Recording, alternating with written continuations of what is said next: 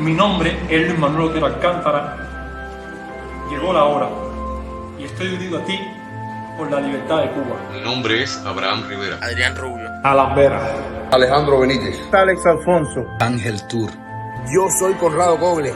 Bonco Quiñongo. Carlos Espinosa. Chucho del Chucho. Darwin Santana Enrique. Denis Molina Domínguez. Dioris Lucena. La señora del canal de las emociones. Néstor Pérez. Esteban Rodríguez. Ebert Hijuelos. Oscar Matos Leiva. Leison Céspedes. Greten Arzola. Hanna Inver. Aro Crepo Marrero. Hernán Hernández de Porquiani. Jorge Sayas. José Daniel Ferrer. José Ramón Benítez Álvarez. José Armando Morales Pérez. Julio Suárez. Karen García. Laureano Pou. Miguel Hernández Sotolongo. Lucinda González. Luis Denner. Manuel Milanés. Milady Salcedo. Miguel Candelario. Lando Luis Pardolazo. Omani Pardo Guerra. Diego Omar Torres. Pablo Bettencourt. Pablo Fernández. Raidel Taller. Reinaldo Elton. Riquet Caballero Dominico. Roberto San Martín. Ronnie España. Rosa Rojas. Juana Fernández. Es nombre Valiente Bacallao. Silverio Portal Contreras. Ultra. Yamila, la hija de Maceo. Víctor Ortiguero. Vélez Sama. Llegó la hora. Y estoy unida a ti. Por la libertad de Cuba. Patria y vida. Patria y vida. Patria y vida. Patria y vida. Patria y vida. Patria y vida. Este es un llamado para todos los cubanos. Cuba nos necesita. Llegó la hora.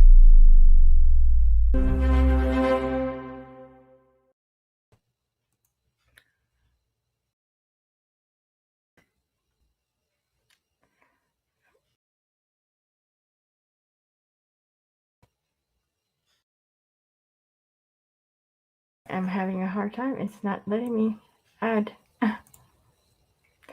Hello, everybody, and welcome to another edition of Let's Talk About Cuba. And of course, I'm always having technical difficulties, so I apologize again. I need to get myself a productor, but we can't afford one of those. There's too many things to do. Well, I want to thank you all for joining us. And my name is Iskra Perez Salcido, and I'll be your host tonight. And tonight, I have a special person that's going to be joining us. Somebody that I hold very dear to my heart, a friend. I'm so glad to call her my friend. And I know that she is only here because she's my friend. So I want to, without further ado, I'm going to put her in here with me. Hi, Denia. How are you? Thank you, my friend. Thank you for joining us. Thank you for inviting me. I know this is. I know that when I presented you with the idea, you were a little hesitant. But I feel it's your sight on things can help our audience.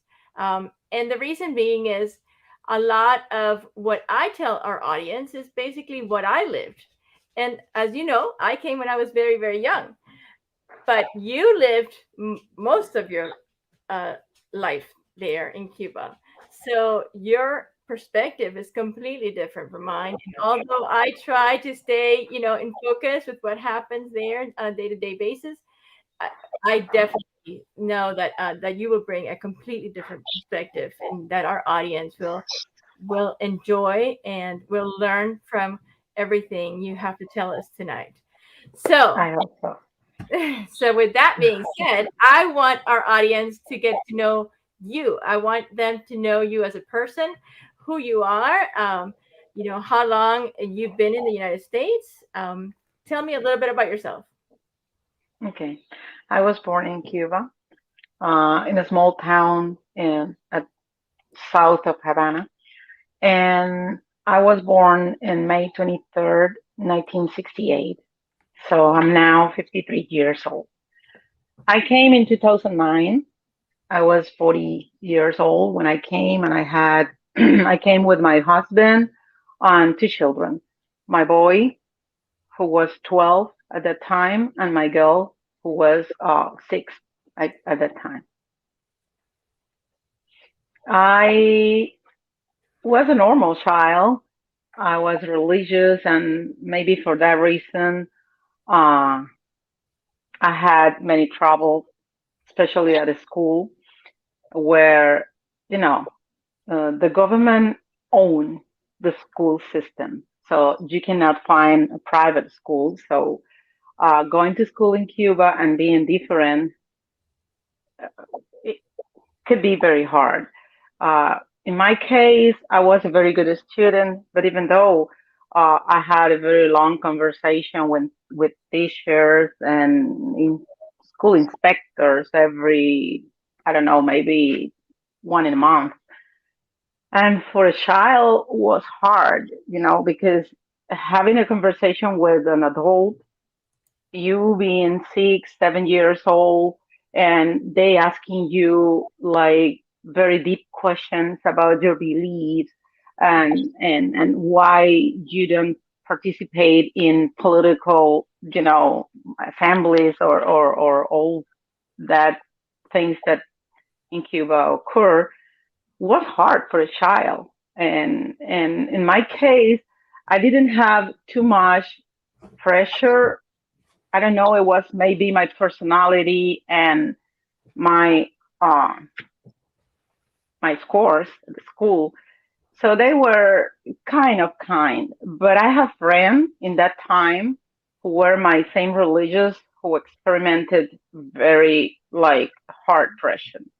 Right. Even their parents went to jail, and it was hard. Right. Now you mentioned that that you didn't participate in a lot of things. Was it because of your religious beliefs, or was it because your parents didn't believe in the system? Were your parents communist? How does it work when you're not a part of the system? Yeah. In my case, my parents were religious, but my entire family was disaffected to the system.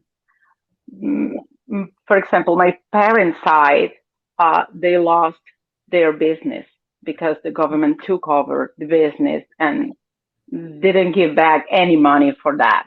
So they lost a lot. In my mother's side, they didn't own anything. But even though my grandmother was very smart, and it was kind of very political family, and they had tradition of fight against um, different dictatorship before Fidel. Right. So when Fidel came to the power, they said, you know what, this is a dictatorship also. So They knew. yeah, it was a mix. It was a mix. My family. Okay. Wait. Wow. So you're a child. You're already, as a child, you're experiencing all these different things, which I can understand, because as a child I experienced that. Now, what you start your teenage years, right, and you start going to school. Mm-hmm. What happens when you go to school? Okay, I love school. I love learning. I was the kind of child who. No, I didn't finish because they didn't allow me. When I when I finished my high school, I was the second in Havana City and Havana. You know that we had like Havana State and Havana City, and we're two different states or province. Well, I had the second place in both combined. Wow. So people from the I don't know how to say that in English, Ministerio de Educación, educational ministry, something like that. They came to my house because they wanted me to continue my education. And my father was kind of, I will say, rude, because he said, "You are a hypocrite because you are coming to me asking me to allow her to continue her education when you are the one who doesn't allow her to continue her education." So it was a kind of argument between them, and then they said, "Okay, let's ask her." and I say, okay, my religious is not like a clothes when I can like take it out, wear another one, and by convenience, then put it back again. So no way, I'm not gonna renounce my belief just because you don't allow me to be as I exactly myself. Of course. So you don't finish your university. Yeah. You fall in love. Yeah. you met a wonderful man who I already know. And he's an artist. Talk to me a little bit about him. And he also wasn't not able to study, correct? It was even worse than me because I mean his family also was very political family, and they lost a lot because they owned business before the Cuban Revolution, and they lost everything. His father owned a pharmacy. He is a pharmacist doctor, and his mom was studying in a law school, and everything, was destroyed. Wow. So he wasn't my religious, but he was raised by his parents. I mean, by his grandparents, and I don't like to say didn't allow him to be pioneer, but they taught him not to be a pioneer. So he didn't was a pioneer. You know, the pioneer is that symbol that little children use on the neck, showing that they are pioneer for the communism. So just so that our audience understands what a pioneer is in our country is basically every child is a pioneer. If you go to Cuba after a certain age, basically they changed the little, I think it's one of these things, right, that they put around your neck, and they changed the color, and now it's like you're pledging to the communist. Yeah, it's literally the first step to be a communist.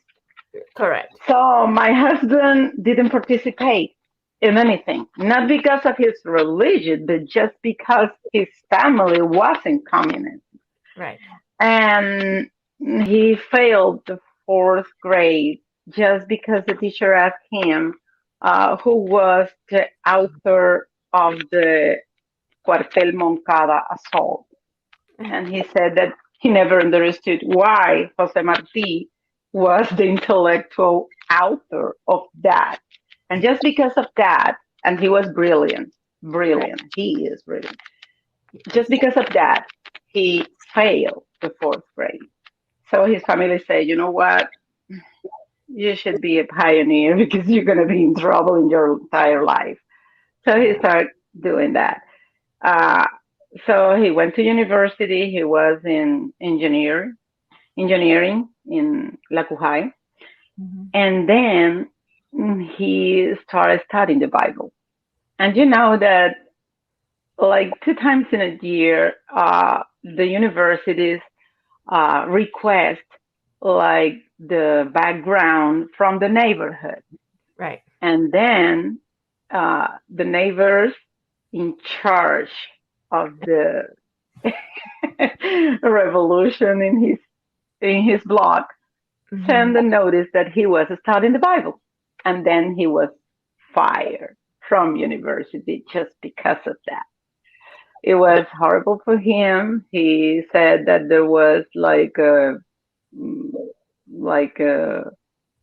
meeting, huge meeting in the theater, in the school theater, and then they start like encouraging the students going through him and chanting revolutionary things.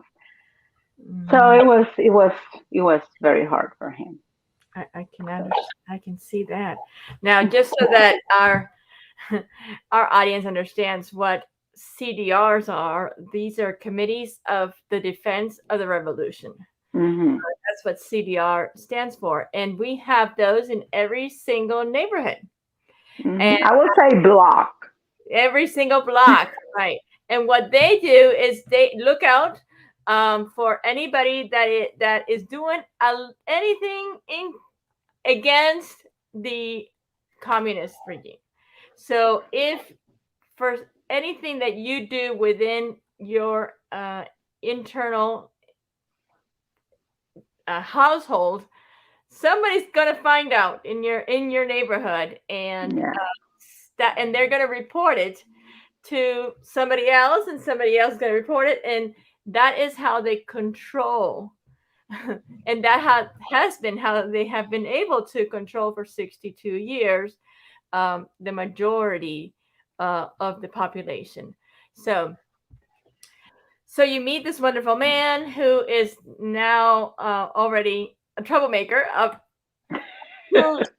Cuba's, for 30 years.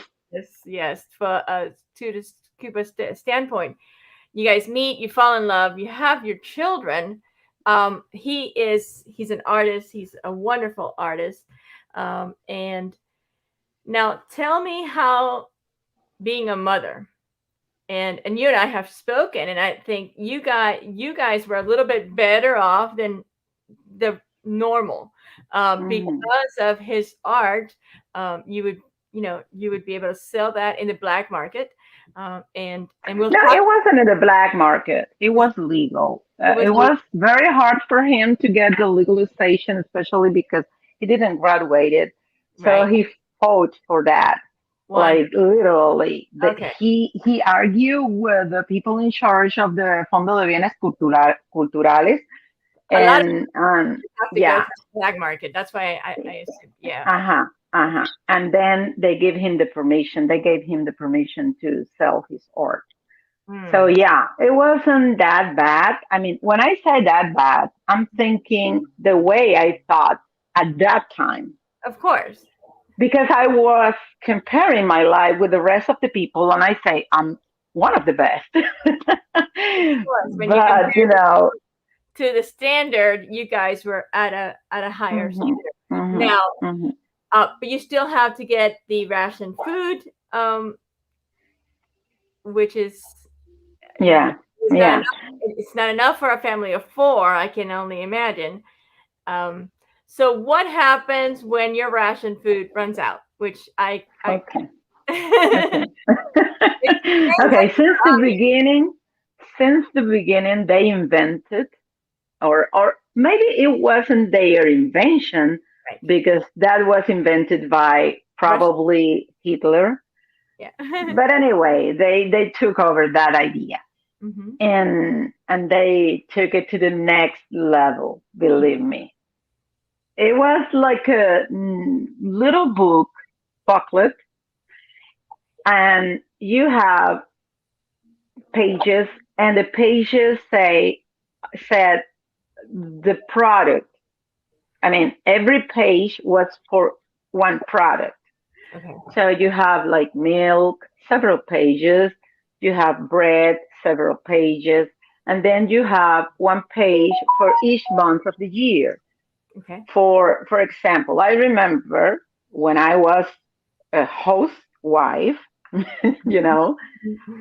it was 5 pounds of rice per person and 5 pounds of sugar per person for the entire month. 8 eggs per person, 1 pound of chicken, 1 pound of fish per person. 1 per month. This is all per month. And I want to make sure that the audience understands. These are rations per month, not per day, not per week. Per week, no. This is per month. You get 1 pound of chicken. 1 pound of chicken, 1 pound of fish, 8 eggs, 1/4 of the pound of oil, vegetable oil. As I said, 5 pounds of sugar, and 5 pounds of rice. I don't remember anything else. I mean, I don't remember. It was 6 grams.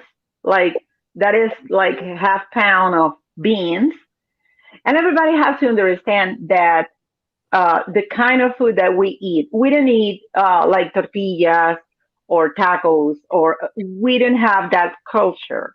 So Right. our culture is rice and beans. So if you have so little protein, you depend entirely in the rice and beans. So when you start cooking, you have sugar and rice and beans just for maybe 10 days for a family. So you don't have anything else, and you have to buy it in the black market. The black market started also since the beginning when people realized that what the government provide, and when I say provide, people think that it's free. Let me close the door. Hold on. I'm sorry. Excuse me. No, that's okay. That's Yeah, okay. because okay. When you said the government provides, some people can think that it's free. Actually, I have talked to some American people who think that our salaries are very low just because the government provides for everything. So the slow money that we get from job, from work, is just like just spending whatever idea you have, vacation, or things that are not necessary because the government provides for all necessary things that you can have. So no, they sell the things that they provide. So it's not for free. It's a small price. It's not a high price, but still you have to pay for it. Yes. So when you are done with what was sold in the government store, then you have to go to the black market and buy whatever you need. And you believe me, with money you can find whatever you need. I mean, whatever you need in Cuba. Okay, let's talk about. We are talking different level of way of life or quality of life. Yeah, not even if you have a lot of money, you can buy whatever you wish. You can buy whatever they are selling. So sometimes you need milk, and nobody is selling milk. So you have the money, but you will not find the milk. No. So it's not about having money also only. It's also the ability to find things. Correct. So let's talk about this black market.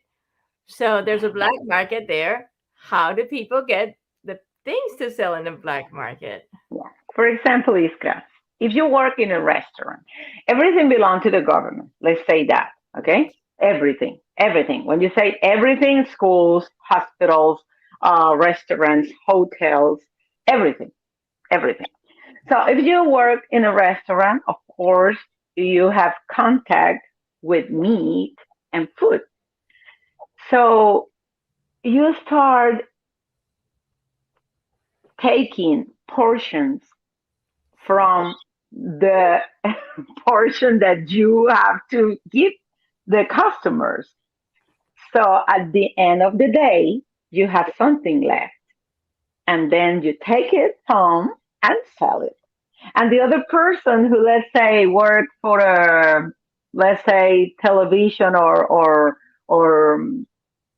technical workshop, when people go to fix their television or refrigerators or that kind of things, then that person use their ability to fix all parts, and then they take for them the new parts and sell it. So you can find everything what you need in Cuba in the black market. Let's say a part of your refrigerator, or let's say a piece of meat, or let's say milk, whatever you need, or even medicine, Right. So the government knows this happens, obviously. Of course. And they let it happen. They actually want it to happen?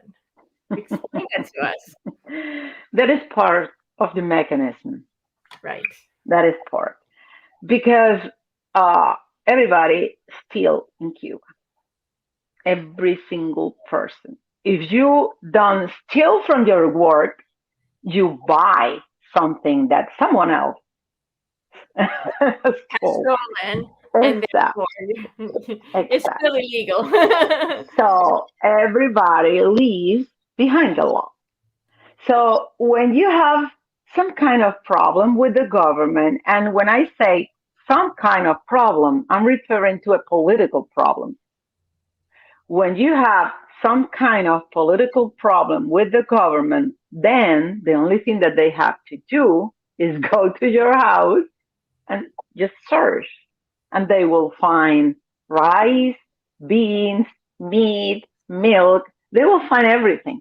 And if you have a job, you have you work for them. Of course, everybody works for them. The only thing that they have to do is ask their boss to watch them.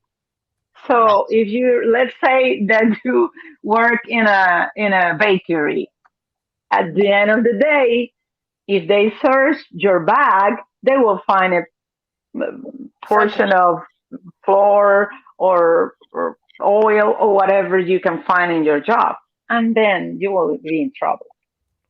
Right. So ultimately, it's all part of the mechanism because they want to have you controlled. Exactly, and that's why maybe there are no too many political prisoners in Cuba, legally declared, because everybody is criminal, not political. Right. Right. So that's how they get away with saying, no, he stole. Well, yes, of course, he had to steal. There's no other way of making it ends meet if you don't steal. Now, you were in Cuba when the dissolution of the Soviet Union in the 90s. And you went through the special, what Cubans call the special period, which was really special. It was really special. Now, talk to me about why the Cuban economy relied so much on the Soviet economy, because people don't understand that. The Cuban regime destroyed the Cuban economy. The way that at 3 p.m. nobody worked in Cuba because you didn't have anything to do. They destroy it. I mean, I don't have another word to say, like the lands, the fields, people stop planting or cropping because, everything was prohibited. They must sell everything to the government, who paid like ridiculous prices, and then they delay the vehicles to go and pick the crops, and the crops get bad. So people disappointed so badly that they understood that there was easier to get a job and steal from the government instead of having to work so hard in the field. Right. So there's no factories, like big factories. There's nothing. Cuban people depend on the government, I will say 80%, because there's nothing in Cuba. Cuba doesn't produce anything. They don't have anything. So that's why they start depending on the communist other economies. Okay. From Europe. So there was a time when Russia sent the oil, the gasoline and petroleum and everything that we need to, get the economy like kind of move. And they send off the vehicles like, trucks and all that. So what Fidel did was exporting his cancer to the rest of the world. Yeah, because that's what I was going to say. I mean, so that doesn't come for free. There's a price. There's a price for everything. The price was high because everybody knows how many Cubans died in Angola, in Uganda, Ethiopia, and all around Latin America. So yeah, the price was high, but of course the people paid the price, not him. Of course. They were living a very rich life, but at that time we didn't know. Of course, there was no internet. There was no internet. We had no information. And we had only 2 TV channels, and of course belonged to the government, and of course they allowed to see what they wanted us to see. So at that time we didn't know what it was happening, like entirely. So no longer, there's no longer a Soviet Union. We have to do something because people are starving. Literally, people were starving in the 90s, and so they decided to go into Central and South America. Mm-hmm. And they hit Venezuela. Yeah, when they saw how bad was the life in Cuba, and people started getting like losing fat, and you could find people with hypoglycemia everywhere, and they have only like a bunch of sugar and they put in the mouth so they could survive and stand up. That bad was the situation in Cuba, especially in Havana and the big cities. So they opened the country to the tourists, and they start getting tourists from some countries. And also, they found Venezuela. And they started exporting doctors. Mm-hmm. Oh, also, yeah. So we need to talk about the export of doctors, because that also was another mechanism to export communism. Yeah. As well. Yeah. So it was they were making a lot of money with those doctors. They still are. I think it was one of the first, highest economic things that they have in the country. So they were making tons of money with these doctors, where they were paying them very small. I think it was at 25% of their salaries or something like that, keeping 75% of their salaries, and they weren't even giving them the entire thing until they would finish the missions. Until they forced them to sign a contract, which is abusive, because if they renounce, if they quit for any reason, they were not allowed to see their families in 8 years. Right. And all of the doctors, while they were doing their mission, they did not have passports. They don't have passports. So all of the doctors that are all over the world, all of our Cuban doctors they have no way of moving because they have no passports. So everything if they decide to stay anywhere, it's all illegal, unfortunately. But that is one of the most horrendous things. So it's modern day slavery. It's basically what we're looking at here. So they go into Venezuela, and we all know the story. Obviously, they have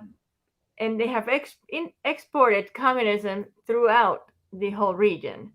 And this is why, and I want to make a stop here, because this is why I continue to tell people that this battle that we're fighting today is not just our battle. Yeah. It's not just our battle. This is not. It's not about the COVID.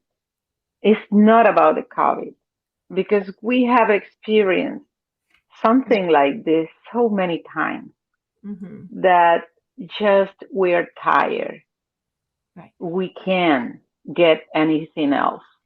That's why people went to street because they thought that they didn't have anything else to lose. They have loosened everything, everything, even their lives. Right. So doesn't matter anymore. It doesn't matter anymore. That's a sad reality, but it is our reality right now. And what I tell people is, Cuba is like the head of communism. So when we get rid of that head, believe me, it's the rest of the body is going to die, shortly after. Mm-hmm. So my mission is to get as many people on board with us as possible.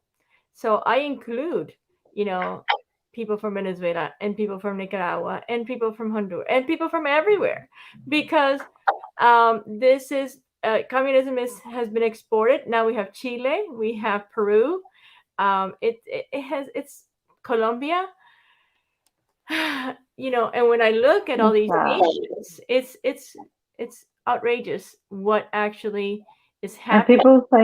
And people think that Cubans are like crazy, like they are obsessed with the idea of the communism. But we have experimented what communism is. That's right. So that's why we are trying to prevent everybody else, because we don't want for anybody else the same. Yeah. And my concern right now is that countries started to help Cuba, like sending food or some medicine or something like that. But I would like to speak with someone one day and ask them, did you believe that you can support forever an entire country? Right. And I remember a proverb which says that if someone asks you for a fish, give him a fish the first time. But if he asks you again, go ahead and teach him how to fish so he can get fish. Right. So it's the same with Cuba. It's governments from all around the world start sending food or medicine or whatever is needed in Cuba right now. They are just putting like a bandage on a huge wound. Right. You cannot do that. You have to clean, maybe make deeper the hole, and then you have to teach.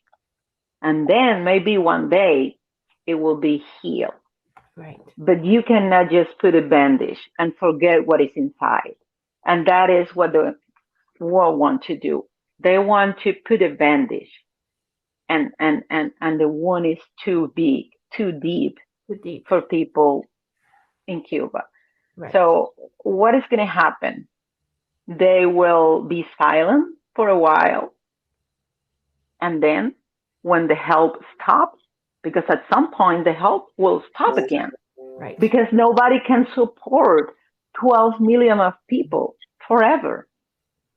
Correct. And that's my worry. That's my worry. Yeah.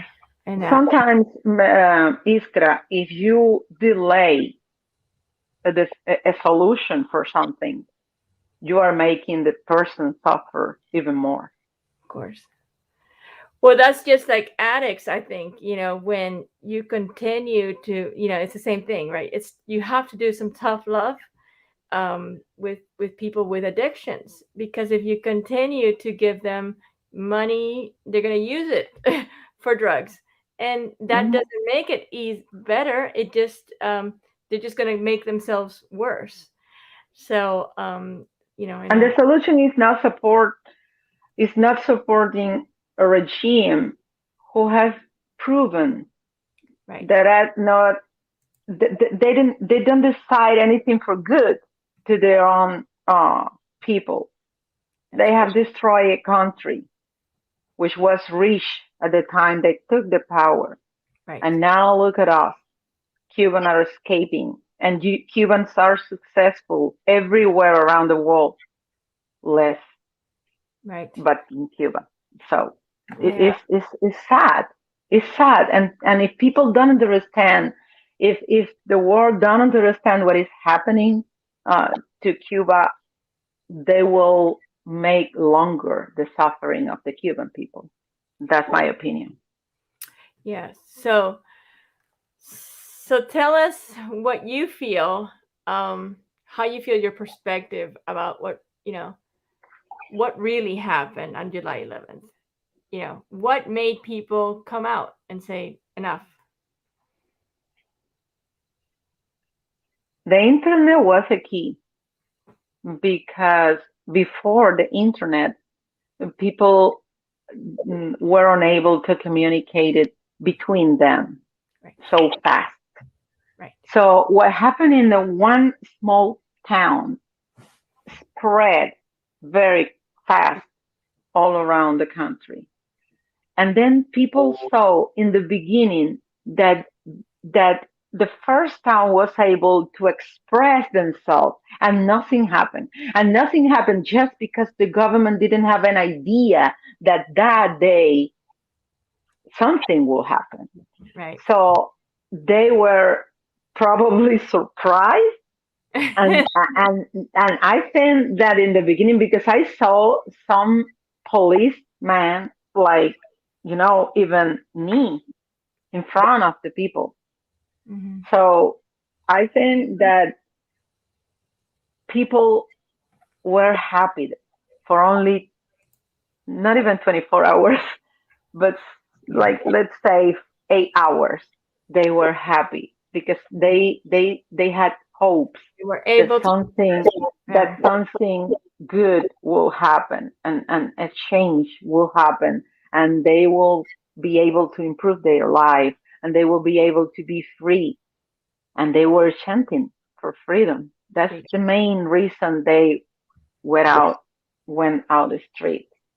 Right. Because they feel like for 1 minute in their life they were free. Right. And I think that is like drug. When you try drugs, well, I never, but when people try drugs, they want to experiment the sensation over and over again. And after a while, they're dependent on the drug. So I think that the freedom is similar. When you experimented for a second in your life, you want more and you want more. Of course, now they have been silent because the repression was brutal. It was. So, of course, I think that they are disappointed, they are sad, but they are also mad. Yes, they're very upset. So, and I think a lot of them are going to continue with that repression inside, and at one point it's going to explode again. Because I don't see, and this is just me thinking, I don't see how the government can, because it's been so, everything is militant right now. There's military everywhere on the streets. Everybody's being looked at, but they can't continue to do this forever. I don't think. Exactly. And so one day, we're going to have the same thing happen again. And I at least that's. And I don't see in the near future, the government, the same regime, like giving them freedom. I don't see in the near future, the government fulfilling the people wish for freedom. Right. So if it doesn't happen, they will have few more food or a few more medicines for a while. They will be like in silence because of the repression, but it will happen again. It will happen again because people tasted the flavor and they want more. Yes, I agree. So I guess, I mean, to end our little conversation here, what would you like our audience to know about today's reality in Cuba after everything that we've said? I used to say that there's no benefit without sacrifice. I know that it's going to be a huge, huge sacrifice for my people if the help stops. I know that, but it's the only way. The way I see that is the only way. Otherwise, the intervention will be ideal. But in these times, I don't think that will happen because I don't think that the way I see the reaction of the powerful government, I don't see that will happen. Right. So the only thing that I see is the Cuban people solve their own problem. And if they keep helping the government, the Cuban regime will be stronger, so they will be able to repress more and even more the Cuban people. So I think then there's no benefit without sacrifice. So Cuban people will have to sacrifice a lot before before being free. Right. Getting their freedom. Right. That's the way I see it. Well, thank you, Denia. Thank you, Denia. Thank you for joining us. Thank you for giving me your time. I know that a lot of people out there are going to have learned a lot from you tonight. And I thank you for. I'm sorry for my English. I came when I was 40, so I'm doing my best. Your English was perfect, and I know that everybody actually enjoyed having you. And I'm sure that everybody understood every word you said because you were very clear about everything, basically. So thank you so much. Thank you for joining me. I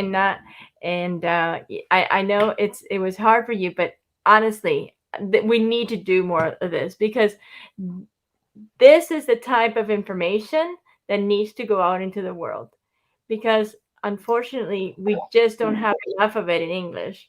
Of course, there's a lot of Spanish channels, but we need to have more English information out there. So thank you. Agree. Thank you for having me, Iska. It was my pleasure. Well, thank you, everybody.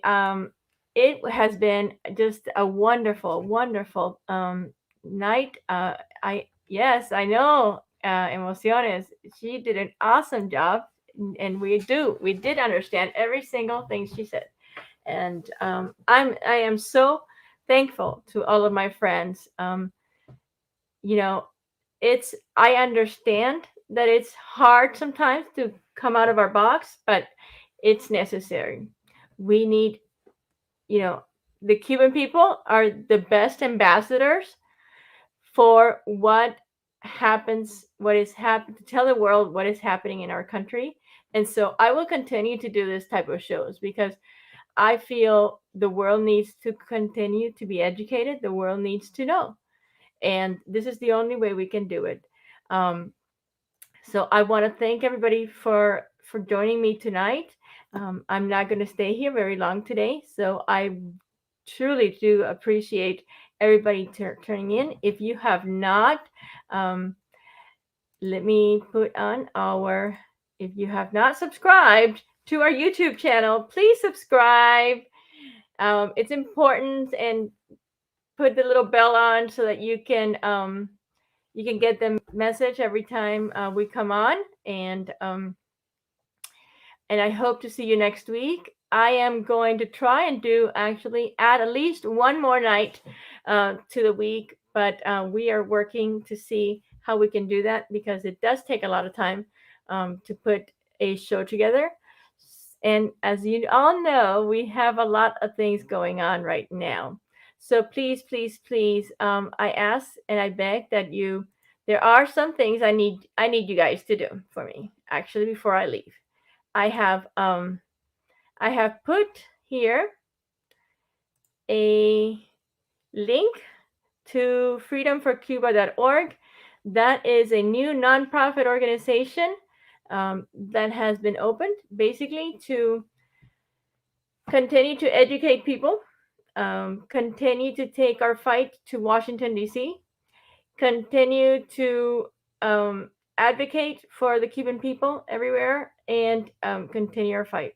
So, and we are also taking donations because a lot of the opposition groups inside of the island, we have to take care of them. We have to, once you become an opposer to the regime, they will not give you any medications or any food or anything else. So most of those, we have to make sure that their needs are covered. And so we are now taking in medication for the oppositions, and we are sending in medications for them. And so, of course, all of that costs us money because the regime does charges for these things. So you can donate through that website. And there is also another website that's very, very important right here. There's two websites. This one is Freedom for Cuba nationbuilder.com. Now, in freedomforcubanationbuilder.com, there you're going to sign a petition that we have put up. And this is a counterpart to a letter that has been sent to the president by another group that is not Cuban, that does not represent us, and is not telling the president what the Cuban people need. So we want to make sure that we get enough signatures so that the president can really understand, and for us to be the voices of the Cuban people. Because the Cuban people did not ask for the embargo to be lifted. The Cuban people did not ask for medicines. The Cuban people did not ask for food. The Cuban people did not ask for vaccine. Do they need vaccines? Do they need medications? Do they need? Yes, they do. They do. But that's not what they asked for. They asked for freedom. They need their freedom. And so this petition right here, you please go into that website and sign off on that petition, because we're trying to get as many signatures as possible so that we can get that letter to the President of the United States. Because the other people don't understand what the people of Cuba need. Only the ambassadors of the people of Cuba should be the Cuban people. They should not be represented by other groups. And unfortunately, that is what's happening today. There are other groups that are representing Cubans, and that, my friends, is not good. Because I would never go out there and represent a group that I am not a part of.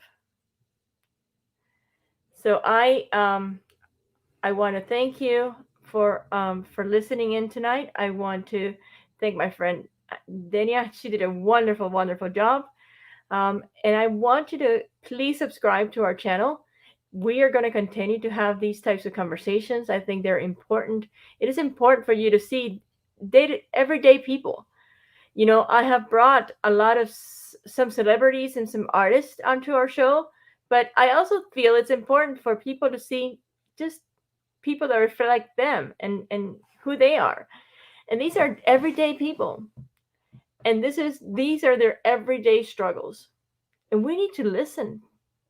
We need to learn.